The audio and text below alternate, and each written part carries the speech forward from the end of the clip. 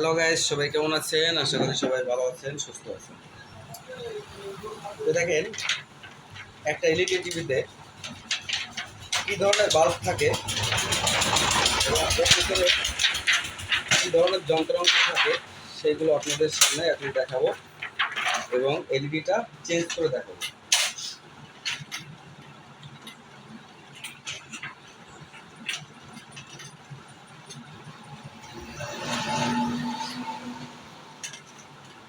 সাধারণত একটা এলইডি টিভির ভিতরে এই ধরনের দুটো স্টিক থাকে, এই ধরনের।